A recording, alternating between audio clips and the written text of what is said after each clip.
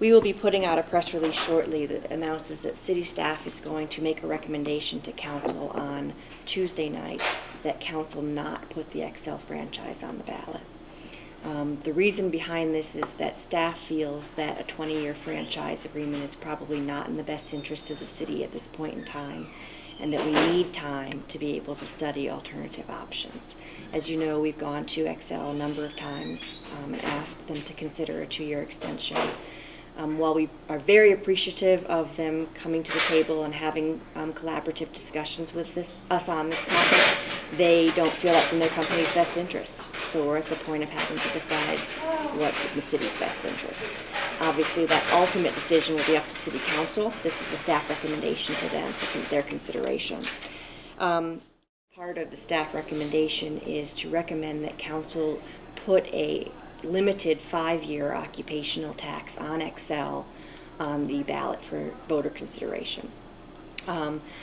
There's been some discussion about whether to go with an excise tax or an occupation tax, and David can talk more about that in a few minutes, but essentially the reason the staff is recommending an occupational tax is we feel like it very closely mirrors the current regulations that allow Xcel to collect this and pass it on through to their ratepayers if they choose to, that PUC has already approved. So we think it's the closest fit to the franchise fee that they currently collect.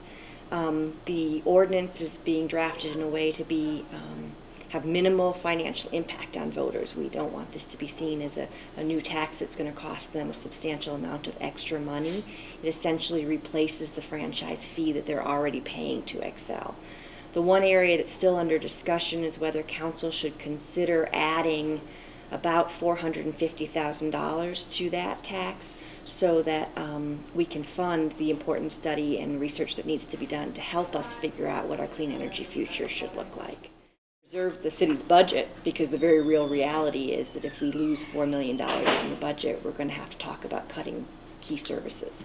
Those services would include police, fire, library, parks and rec, human services, a lot of the things that residents of Boulder have come to value. So we'll be having very important discussions over the next few weeks, depending on what direction council points us in on Tuesday night. The reason that we have continually requested a longer extension from Xcel is that we feel it's necessary to work with Xcel as a partner to really identify this path forward. And so it's preferable to not have either on the ballot, but of course if we're going to go out of franchise this year, then obviously the occupation tax is something that we feel strongly needs to be there as a replacement to make the city fiscally whole.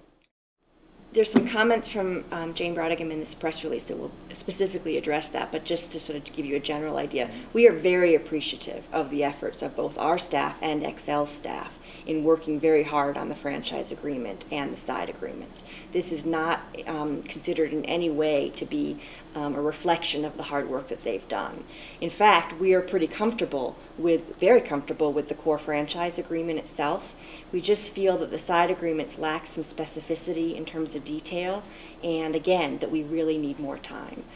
We're leaving on the table the possibility that we could come back to Xcel and have conversations about a franchise if the city should decide that's the best way to go. So again, this is not a reflection at all about our feelings of Xcel employees or the work that they've done with us.